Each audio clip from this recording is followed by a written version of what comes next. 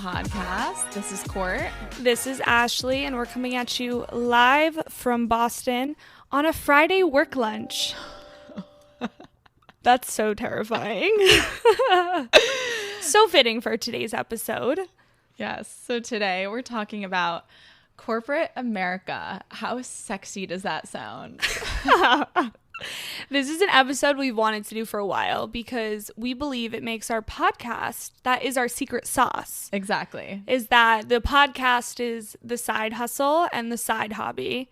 And 90% of our life is actually corporate America. Yeah. And I feel like Ash and I... Not the Slack notifications. To preface this all, we are on a lunch break, but we just both are terrified that like why is that a thing? Like, I don't know. You never know. No one gives a shit, actually. No. Yeah. You know what? I'm closing my laptop because you can keep yours open, Okay. but I'll close mine. But where was I going with this? Oh yeah. So we talk a lot about our like corporate America lives and like little tidbits through different anecdotes and probably almost every episode. Yeah, there's always some type of update. Exactly. But we figured we should just have a full-on corporate America episode because, you know, that's how we relate to all of you as well. And there's a lot to say about corporate America because it literally consumes most of our lives. Oh, yeah. And, you know, we hate to love it. We love to hate it. But there are things that we can do and ways that we can go about our lives that like make us being in corporate America a lot more of an enjoyable experience. So that's what we're going to be focusing on today. Yeah, that's the lens we're going to be looking through. Again, like Court said, there's so many different areas of this entire topic. Yeah. But today's going to be basically how to optimize your corporate America. Exactly. And we'll start off by kind of giving a little bit of a background to not where we work. We're definitely not going to, even though everyone knows where I work. Everyone knows where you work. But just like crazy. a little bit of our experience. So Ash and I both went to a 4-year university. Both of our parents were entrepreneurs themselves.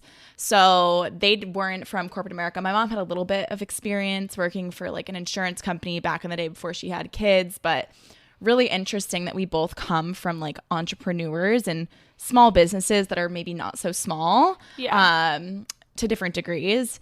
And they both parents from both of us were really encouraging us our entire lives that like corporate America is where you need to be. That's where it's stable. That's where you can make the money, you can grow the ladder. And like that's just so interesting that was something that was shoved down our throats. Oh, yeah. Our entire lives, and especially in higher education, too.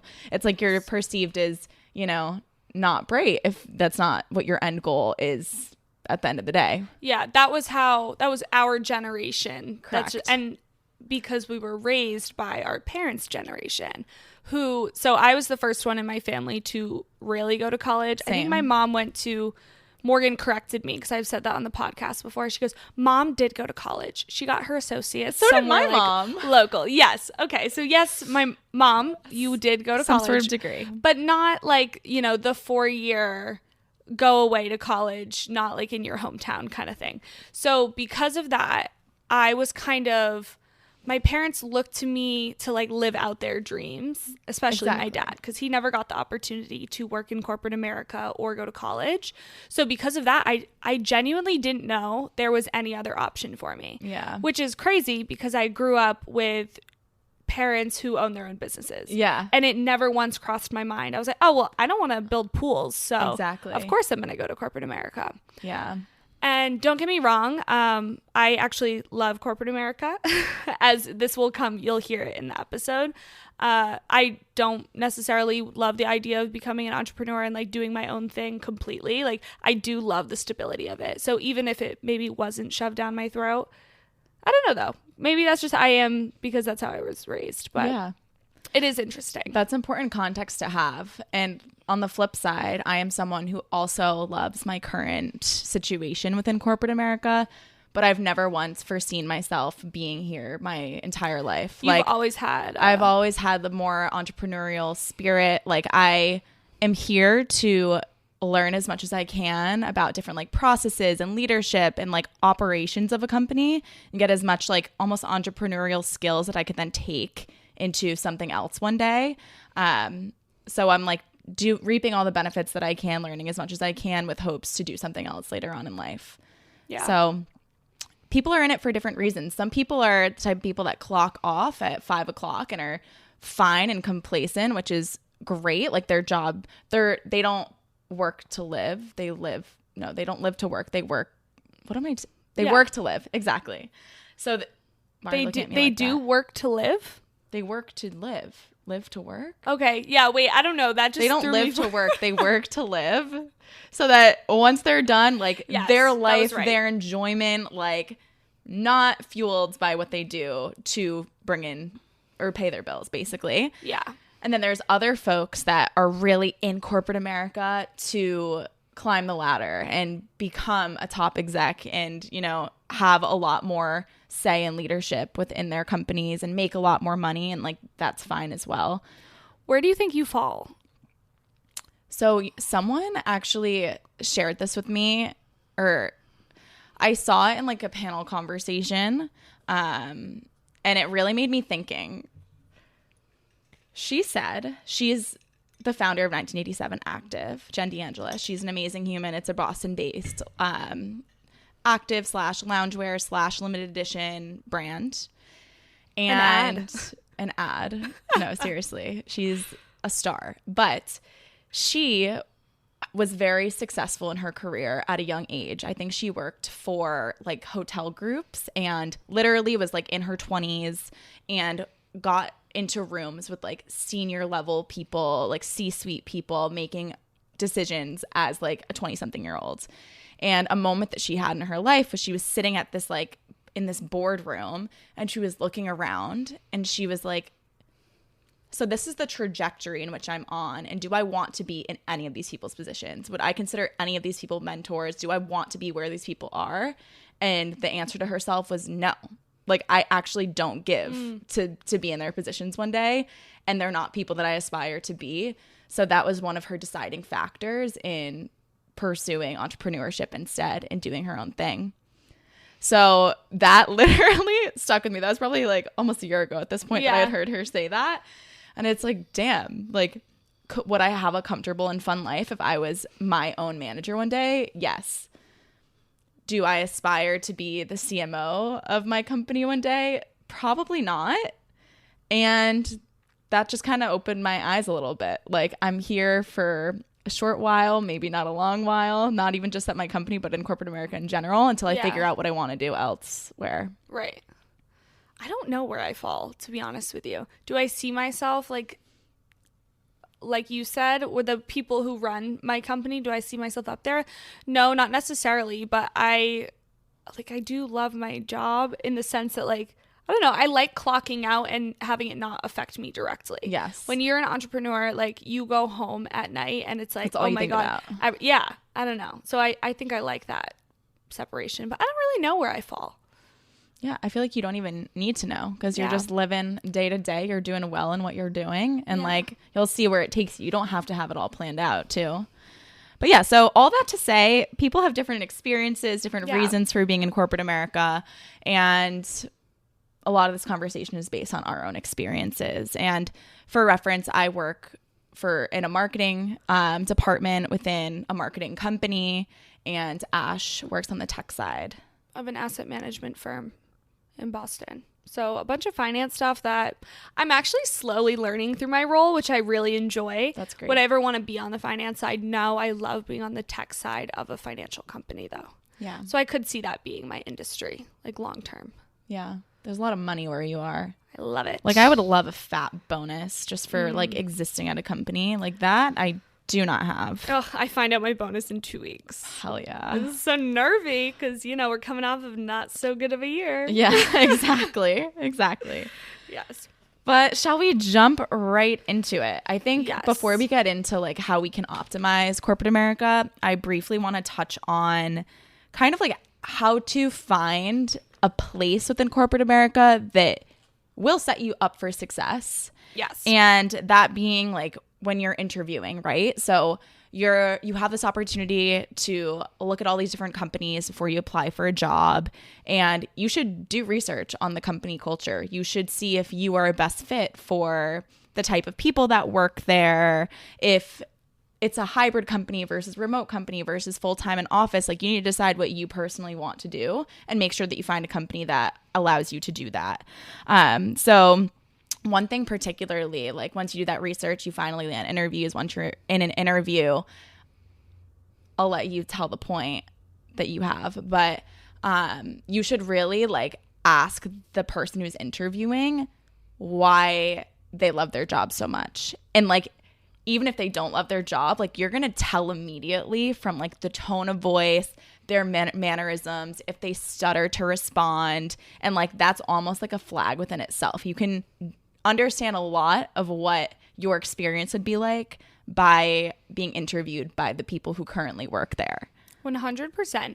When I was interviewing my senior year of college, it was honestly one of the darkest times of my life because it was just rejection, and it was really tough. I've mentioned it before, but when I interviewed for my current company, it was a super day. So I went in and I had 15 back-to-back interviews.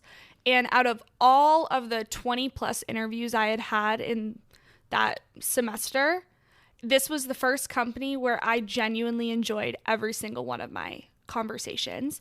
And it was due to the people at the company. And my company talks a lot about their culture. And I think making sure you vibe with whatever your corporate America culture is, it has to be a match. So you need to enjoy your conversations because coworkers take up such a huge portion of your life. You are spending more time with coworkers than you do with family, honestly, a significant other and friends. Seriously. Like, usually more hours than just 9 to 5 Monday through Friday. Like, it is so crazy how much time you spend with these people. So you have to be picky. Yeah. And you can also tell, not even within the conversations that you're having, but the entire interview process. So you can tell if an HR department is like shit, for lack of a better term. I have a really good friend that just went through an interview process for a company that she thought she like loved, and this was her dream role, and they were just like not really great communicators, and like kind of left like a few days within, like they weren't very explicit with the process basically, and she was kind of like I don't know, just had a little bit of hesitation. Like, you can definitely feel it in your gut when things are not going the way that they're supposed to.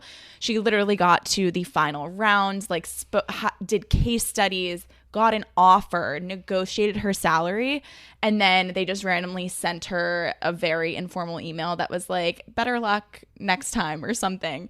And she was like, hold up, this is like a 3-month process, all of this. And then she was like, can we get on the phone or something? And so she got on the phone and she basically expressed that like, this is not how you should operate. Like, this is so like inconsiderate, blah, blah, blah, blah. All to say again that like, you will know in your heart, like, and that's like a big red flag if the people who want you so badly are not making you feel like you're wanted that badly. Definitely. I think the way that an interview process is handled says a lot about how the company treats their employees once they're hired. Exactly. 100%. I couldn't agree more. I remember Joe was just interviewing the other day, and they like sent him a coupon for like lunch on them. And they're like, here, like, we'll treat your lunch. Like, here's $20 towards lunch just to interview. What? Like, you can tell that company cares a lot about their employees. Totally. They want to make that process enjoyable for you. Wow. That's great. Yeah.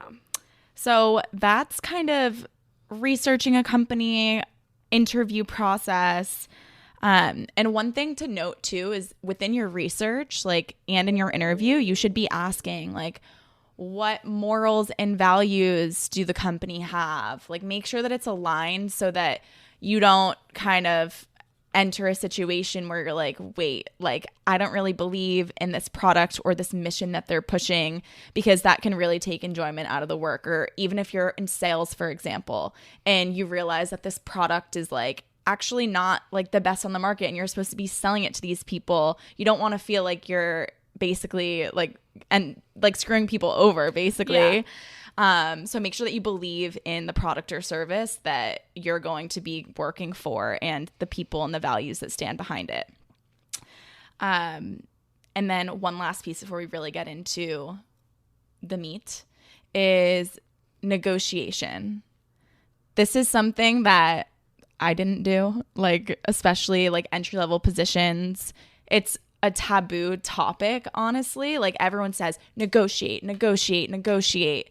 And I've learned as time has gone on, and the more people that I've connected with that have negotiated, like, it actually works. And if it doesn't work, nothing's gonna change for you. Like, I was having a conversation with a coworker, and she was explaining in a past life that she was being interviewed for a role, and they asked, I think it's illegal to ask what you currently make in a role, or there is something around it where it's like, I don't know if that's something you should say, but she had a position to say, like, this, I need X amount over what I currently make, and this is what I deserve. And they didn't even question it, and they gave her like even 20K over that, and it wasn't, she said a figure that wasn't even what she had made. Right. So it's like, just, you never know. So is mine as well. And if they say no and you still end up working for them for whatever salary they offered you, and then, like, so be it, you know? Yeah. No, that's huge. I definitely wish we learned more about it. I think when you get your first corporate America job fresh out of college, you're like, oh my God, I'll just take whatever I can so get. excited. Yeah. So I get why it's difficult, but as you start to job hop and look around, I think it is really important to, like, these companies have a lot of money. They have a lot of wiggle room. Exactly. Given we're about to enter a recession right now, so maybe not the best time. Yeah. But, you know, it's there. Yeah. You'd be really surprised to see what other people Yeah. are making. Yeah. And just because you didn't negotiate at the beginning doesn't mean that there's not room for negotiation while you're working for them. Yes. So it's like, you know, a yearly, that you have like a performance evaluation every single year. So you can tell your manager, like, I want to make X amount more when the time comes for adjustments and promotions, and please tell me what I can do to be eligible to potentially get that offered to me. That's a really good point. Yeah, it like makes a difference. Even if you don't get it, like, now they know in their heads, like, what you kind of need to be an amazing employee, to want to stay at the firm longer. And there's no harm in just having those communications, even if it is tough to kind of open that can of worms. Yeah, 100%. I have one more thing before we get into the meat, as you said. Perfect. Benefits are a huge component of why corporate America is a pretty option. Yeah. The shiny object in the corner that you may want to go to instead of taking your own path. Because these large companies can't have and offer you really great benefits. So that's also something to consider when looking for a job. For sure. So being the best in corporate America, how you can actually do everything you can to make yourself indispensable to a company. Because at the end of the day, as hard as it is to admit, there could be layoffs tomorrow, and you could just be a number, and you can literally be gone. Mm-hmm. And so that's something that I always remind myself when I'm getting too worked up over something, or I'm putting so much passion into it, which that's the nature of my being. But I also need to remind myself, like, it ain't that deep, you know, like, I'm not saving lives out here, you know? Mm-hmm. And so because of that, there are things that you can do to make yourself not just a number, and you can make yourself known and feel valued and bring a lot of value to the organization that you're in. And so we're just going to list off some things that are our secret sauce. Yes. And I do just want to preface, because I know I'm going to have coworkers listening to this.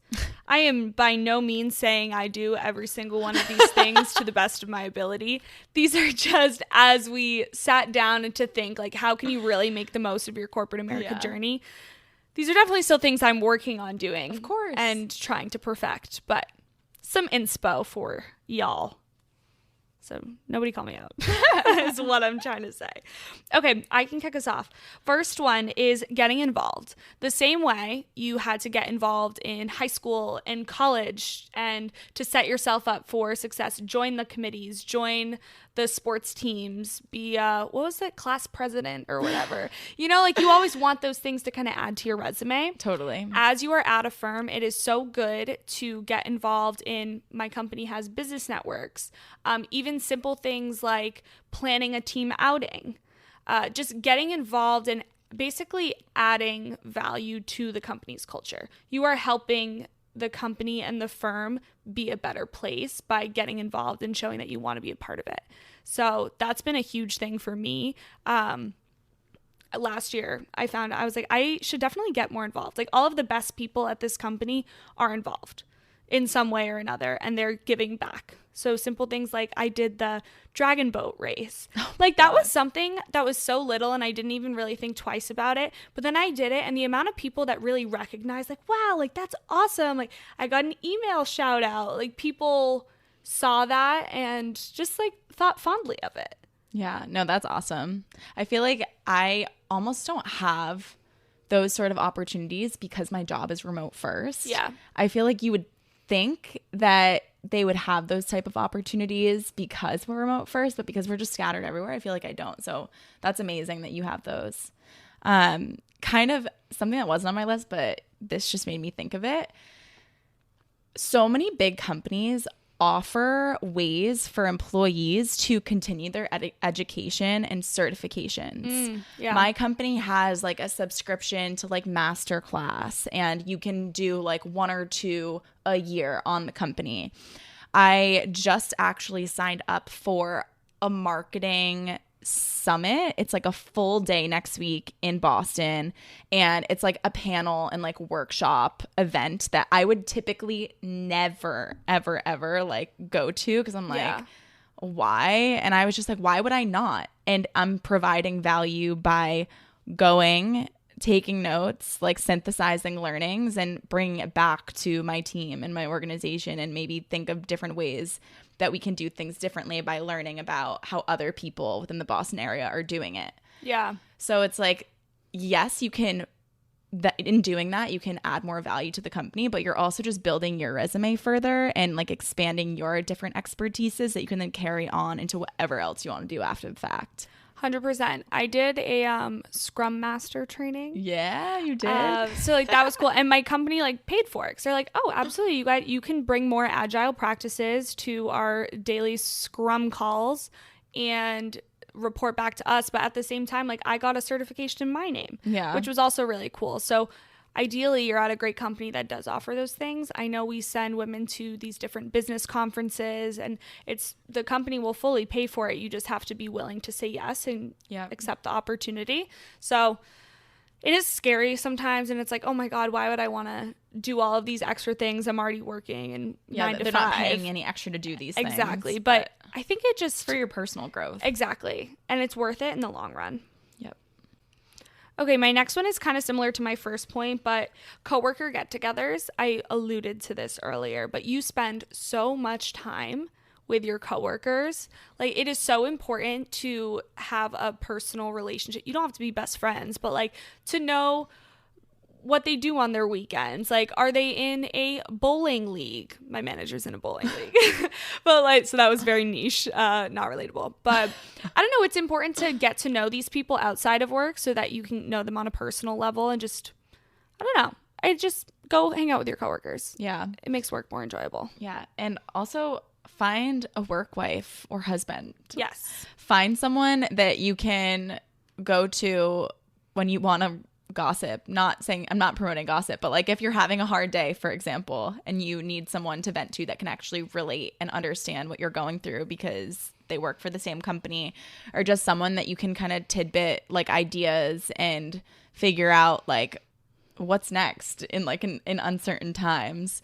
It's just comforting to have a work bestie. It makes life a lot more enjoyable. Yeah. And sometimes it is hard. I know, like, I went into this whole corporate world and I was like, I need to find my work wife. And naturally, like, I did find somebody. Yeah. But also, ideally, if you ever get to join in some sort of cohort, like as a group, we had like a cohort committee. It kind of fizzled out. But if you can be the one person that's like, hey guys, make the group chat in your Teams or Slack or whatever it is and be like, hey, we're going to do a monthly meeting, like everybody get together.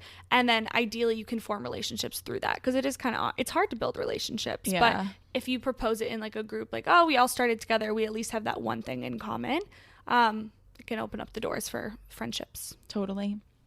Okay, my next one is find what makes up your secret sauce. So we've said secret sauce a couple times, but when I refer to this right now, I'm going to use myself as an example. But so I am a tech girly. Am I the best software engineer, systems analyst, tech person at my company? Absolutely not. But something else that I do have is my personality. I'm very extroverted and I actually enjoy talking to people.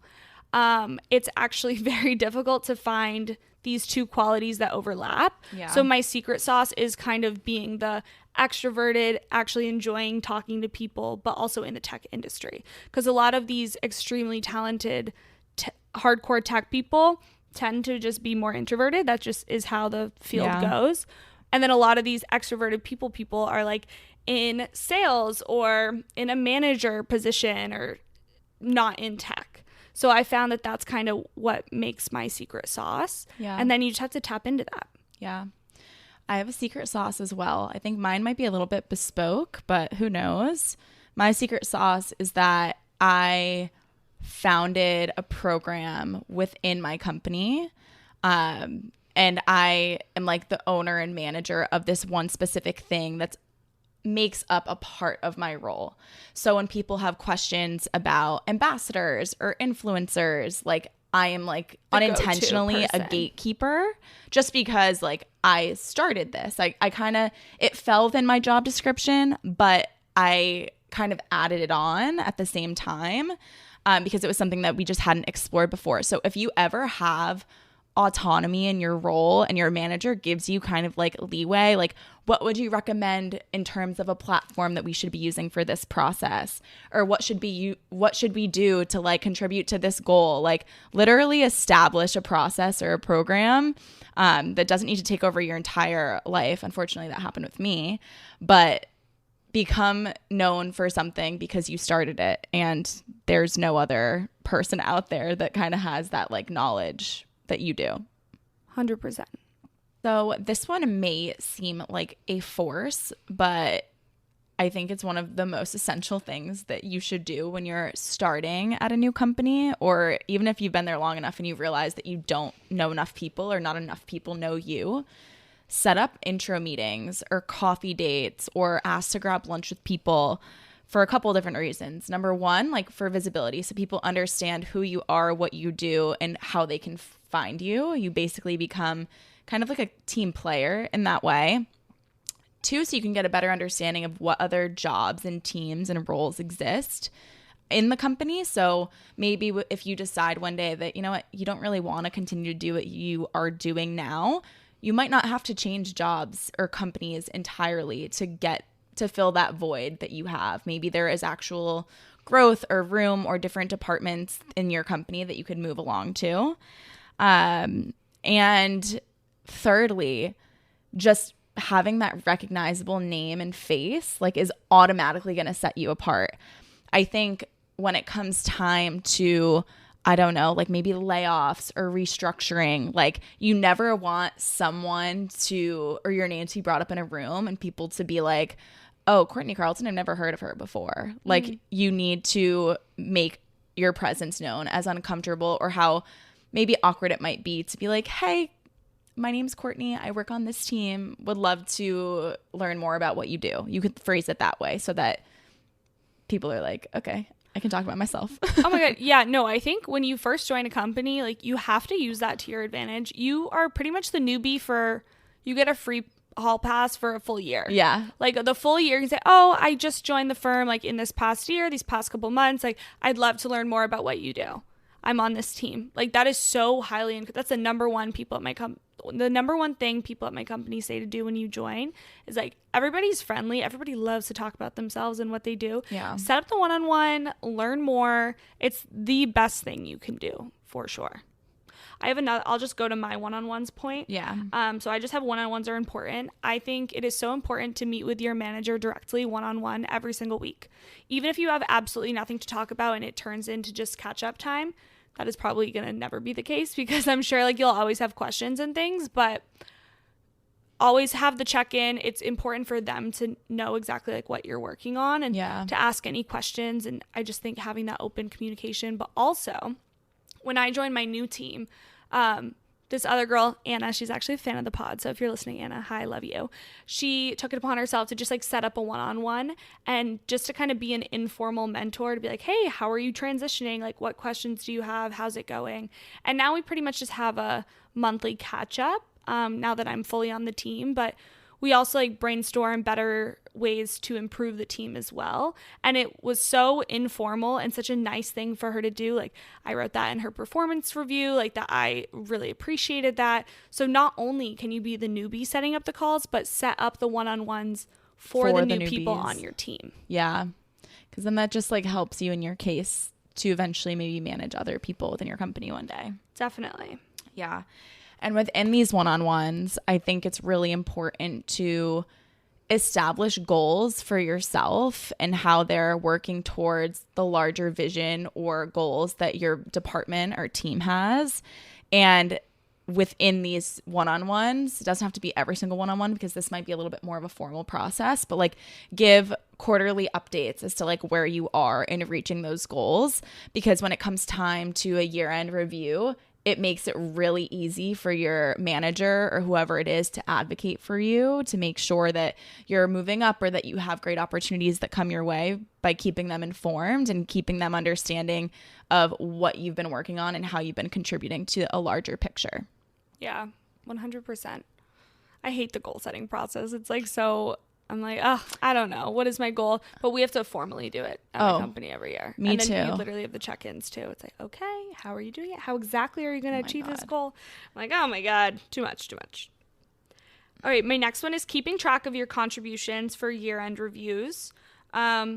I just think it's really hard. Yes, a year goes by quickly and it is a long time at the same time, but just make it easy on yourself. Every time you contribute to a large project or you had like a big role in some sort of whatever it may be, however that applies to your job, just keep a little OneNote tab and accomplishments. Yep. And then it'll like refresh your memory. Exactly. And then once you've kind of, once you like have things to add to that list, depending on what it is, I also think it's important to, in the moment, like recap whatever this project is that you've done or what you've contributed to.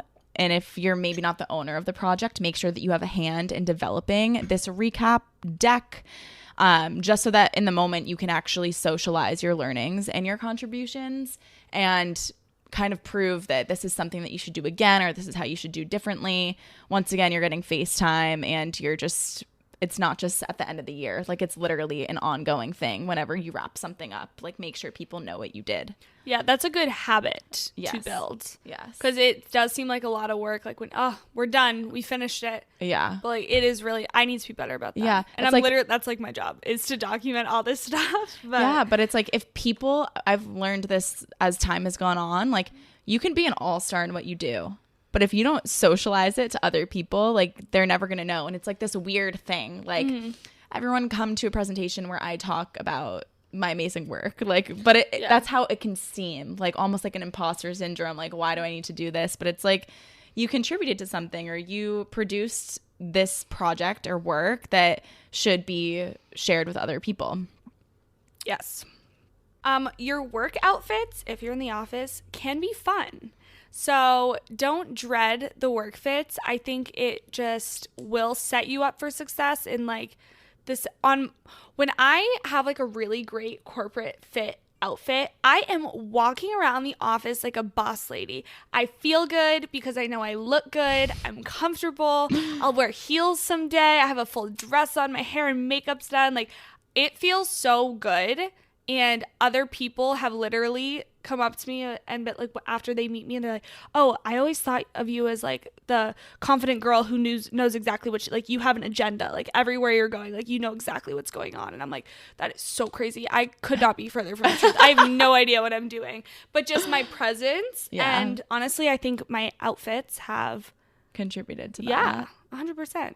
That's awesome. Don't get me wrong. Sometimes I do look like a dad with like my gym sneakers and my jeans and my sweaters, but on the days where I'm all dressed up when I have a lot of meetings, like I'm killing it. So the outfit that y'all currently see if you are watching the video is quite literally what I wear to work almost every day. It's so funny. So I was having this conversation with someone. I'm known as like the hoodie girl, which is like not a good thing to be known as. But we work from home. It really doesn't matter. Like my CMO like wears, like everyone wears hoodies. It's like chill for the most part. But I finally met some people in person for the first time. Like, I don't know, a year ago, whatever, irrelevant. And they met me in person. They literally didn't recognize me. And I'm like, well, that really sucks because that means that, you know, I really look that awful because, you know, I don't wear makeup, or I wear makeup, but like not as much, and just all the things. So yeah, it is nice. But we were, I was having a conversation literally yesterday. So high performers, Steve Jobs, for an example, he was known for his turtleneck sweaters every single day. And probably like dad shoes and jeans. And it's important to low-key have a uniform, no matter what the uniform is, because people will recognize you for that. And also, it takes decision fatigue out of your day. Yeah. So if like dressing up is something that you love to do and it comes natural to you and that's easy, then yeah, like certainly do that. But if it's one less thing I have to think about in my day, and I can Courtney put on a justifying hoodie. that she's known as the hoodie girl. She just compared herself to Steve Jobs. Oh my god! So you know what? So I'm a high performer, and I'm gonna be the next Steve Jobs one day because I don't wear makeup and I wear hoodies to work. That's my girl. And that's gonna be a reel right there. Timestamp. Next. Okay. I was really convincing though, wasn't I? You were. You totally really were. passionate about it. Totally. Okay, now it actually is your turn. Okay, so my turn is talk about your salary. This is like a very tough one, and I didn't start till recently, and we're almost 3 years in. But you would be surprised and really disappointed to learn what some people make within your company for doing the exact same thing or for doing less than you. And if you don't talk about it, you'll never know your value and how much you're worth, whether it be in your current role or your next one. So get over the fear and literally start asking people that you trust. Yeah, I don't know how I feel about this. I know like pay transparency is important, but like I'm pretty sure that's like looked down upon. Yeah, but that's they make it seem like it's looked down upon. Yeah. There are states that are making it mandated for big companies to have public salaries. Like that's huge. That's literally huge. And of course, like different experience levels, when people were brought on, like there are a lot of factors that go into a salary. So you can't get enraged over like this person's making X amount more than me when I do the same thing or whatever. But like it's important to know what the market rate is, even if it is a big gap, so you can see what room you have to negotiate. Yeah, definitely. And also, one more thing, like I negotiated my salary when I got a promotion because I didn't do it originally. And my managers and her manager, or my manager and her manager, literally like applauded me because they've been in the industry for a while. And they both said, like, females don't advocate for themselves. They don't ask for a higher salary. And I was one of the first females that they've managed who's ever even questioned a salary. And so they were like, just because you have the confidence and like you clearly know your worth, like, yeah, we're going to get this for you. So you never know. I love that. That ties perfectly into my next point of play/act the part, fake it till you make it. My favorite thing. Imposter syndrome is such a real thing. For everyone. For everybody. Even if you're a CEO. Yeah. Everybody's just kind of faking it for the most part. But you'd be surprised to know that everybody around you doesn't actually know every single thing better than you do. So just fake it till you make it. Fake the confidence. And it'll get you a lot further than you think. Yeah. And I would even argue that being confident in being transparent about not knowing exactly what you're talking about also is something that gets you ahead too. Totally. It's like, hey, this is what I think. I'm not 100% sure. Like, I can do my research and I'll come back to you. Or to be honest, I have no idea. Do you know? And they're like, I honestly have no idea either. Yeah. And just you being confident in taking your stance, even if that stance is, I literally have no idea what the hell I'm talking about, is going to take you places. Like, that's how Matt got his first finance job. He was in sales. He had no finance background, and he was interviewing, and the interviewer looked at him and was like, you know nothing about finance, do you? And he's like, I know absolutely nothing, but you know what? I pick things up fast and I'm really eager to learn. And like, he got the job, and here he is like 8 years into the industry. Okay. Something else I'll say to really optimize like your passion for your work and make sure that you're enjoying your day to day is set boundaries. Mm-hmm. Although it's really important to say yes to things and yes to opportunities, like, it's also just as important to say no. Like, if you really are spread thin bandwidth wise, or you don't think that this is going to end up like working in your favor, like, you don't need to say yes to everything. And at the end of the day, you need to protect your peace, because it is just a job and it ain't that deep. And if it's not going to set you up to climb, then like, sometimes you can say no. Definitely. I feel like that's very applicable to you, because you've been overworked. Oh, yeah. So overworked, underpaid, all the things. Yes. All the things. However, to our listeners out there, if you are like, you know, doing your job, I like on my list, I have say yes to everything. Mm-hmm. So, and I don't mean yes to everything and like, oh my God, yes, I'll do your work and I'll do your work too. And I'll take the extra notes and I'll do this, this, and this. It's more of like, say yes to any opportunities. Oh, hey, would you like to join this committee to help better our team?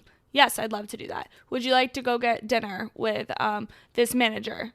Yes, absolutely. Would you like to be a mentor for like this new person that just joined? Yes, absolutely. Like, be the person that says yes and is open to those type of opportunities. But I agree with you. You don't want to set yourself up to be overworked, because then you're not going to produce the high quality work. Exactly. And then it's going against you. Yeah. And managers appreciate when you're like, actually, as much as I'd love to support, it would take away from all of these other responsibilities that are more important. Totally. But yeah, that's how I got, that's how I have a lot of cool Celtics opportunities come my way, is because the like head of the sports team didn't really have people helping him at the time, because it was brand new. We just signed on with the Celtics, and I was there, and he was like, is there any way you could like help me invite people to this suite nights? And I'm like, of course I can. And then I was like the first person to experience it, and like, you just never know. Yeah, I love that. I have do not complain and avoid gossip. I feel like, unless it's with your work wife. No, it's with your work wife. I'm kidding. Honestly, I feel like there's not really much gossip at my company at all, but I see like, you know, the TikToks and things, but you never want to be the person that's constantly complaining about something. Oh my God, this project's going to be so boring. Oh my God, this is going to, like, you want to be the person that's going to bring positivity and make work enjoyable. Yeah. And I just think that can reflect very poorly on you. Oh my gosh, yeah. One of the biggest things within my performance evaluations, like year after year, is Courtney is such a pleasure to work with, and like, she rallies the troops and is the most positive person, because she like, I never have like, oh my God, this is gonna, like, who would ever want to do, even if you think that, like, never say that. No, do not. But positivity goes a long way, because you uplift the team and you make other people want to work towards whatever it is. Yes. That goes into another one of my points, that make working with you enjoyable. Yeah. So the same way that people, that's literally in your year-end review, and it's like, Courtney's such a pleasure to work with. Like, you want that compliment every single year. It is the worst feeling in the world when you have a project coming up and you know it's with this team that makes it so difficult to get things done. That just, it makes people not want to work with you. And so, yeah, then somebody's going to ask, oh, how was this new enhancement? Oh, you should do it too. It's like, oh, you have to work with that team. It was a really long, difficult process. Yeah. And hey, there's always things that come up, and sometimes it's more difficult than others, but just try your best to be a pleasure to work with. Yeah. And going off of that, like, be a team player.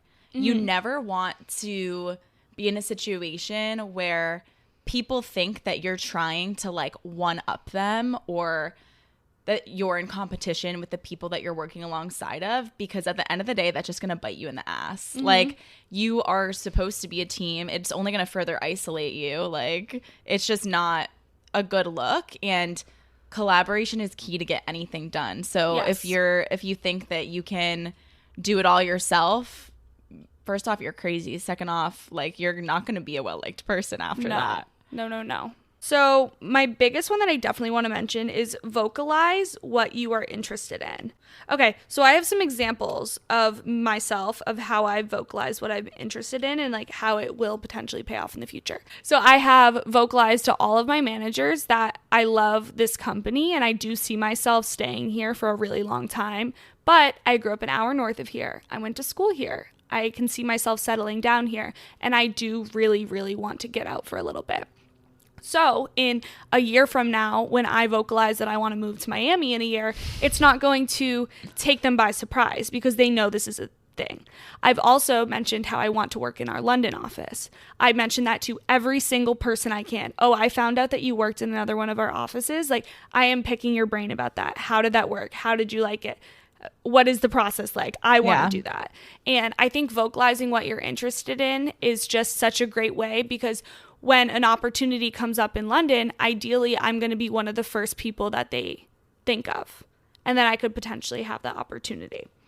And my second example of this is when I started at my company, I was a software engineer. And I did that for a year and a couple months. But every single one of my one-on-ones with my manager, they were like, oh, is there any, like, what are you working on? And I was like, oh, I really wish I had more business knowledge, because I was so tied to the tech side that when people outside of my company were like, oh, what does your company do? I was like, asset management. Like, I don't really know. And it was just something I craved. So what happened was a spot on my current team opened up, and like, I was one of the people that they were like, oh, I think Ashley was interested in this. And so the opportunity was presented to me. And I met with the team. It was pretty much all in my hands. I didn't have to interview. I just got switched. I mean, I don't know how great that is. My team was like, yeah. Ash, go. And I'm like, oh, what do you mean you're not going to miss me? But I did go, and it was like the best thing I could have made career-wise. Like, I love where I'm at. I love the work I'm doing a lot more. And that just wouldn't have happened, I don't think, if I hadn't been so vocal about me wanting to learn more about the business side. Yeah. And similarly for me, I was always vocal in saying that I love to travel, and like, I did everything that I could within my role to create relationships with people in and out of the company. And so whenever there was an opportunity for an event for someone on my team to go to, I was always the first person that was like, oh, well, Courtney will go. Well, Courtney would want to go. And so that's why I literally took 45 flights last year, which is a little too much. That's so but insane. Yeah, I probably traveled like around 2 times per month for work on a plane. Fucking crazy. Too much at the end of it. But yeah, if I didn't say that, then I probably wouldn't have been offered those opportunities. Definitely. Okay, and then I have 2 obvious ones. Network. It's really not as scary as you think it is. I still get nervous every single time there's a networking event. But if you're like in a good mindset, like just go kill it. You can do it. Just chat about anything. Yeah. Channel that inner extroversion and you'll be fine. Yeah. And then also find a mentor or 5. I have written down. That's hard. I will say I feel like I still don't have a mentor. I feel like you have to ask around. So again, my company is just literally the best company in the world. They have so many different mentor programs. So like, they set you up. You get a mentor on your team. You get a mentor in our program. You get a mentor in the department. And then you can sign up for a formal mentor program like throughout the whole company. So like, they're really good about it. So they have made it easy. But this younger girl on like a separate team just reached out to me and was like, hey, I saw you were in a meeting with so-and-so, like, I'd love to learn more about what you do. And now we literally have an informal call every month. So in a way, like, I'm an informal mentor to her. Yeah. And she can pick my brain about whatever the heck she wants. Yeah. So it's just about finding people that you think you can be honest with and get some good feedback from, and then set up the initial one-on-one call. And if you vibe, like, try to keep that relationship going. Yeah. I need to do a better job of that. My very last one. Don't be so serious. It's never that serious. Us in our glasses talking about corporate America, but also in hoodies. I did. Yes, you can do both. I did specifically put these glasses on because this is a corporate America episode. Yeah, I don't know why I'm wearing these. I've never worn these before either in a recording. Yeah, actually true. These are my blue light glasses. These are my prescription and blue light glasses. Ooh. Yeah.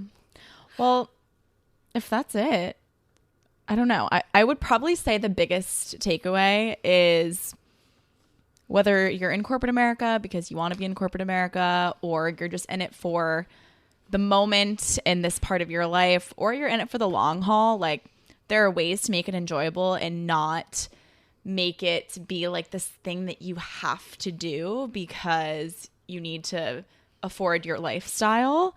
There are ways that you can actually enjoy your life and kind of work towards whatever goals you may have. Yes.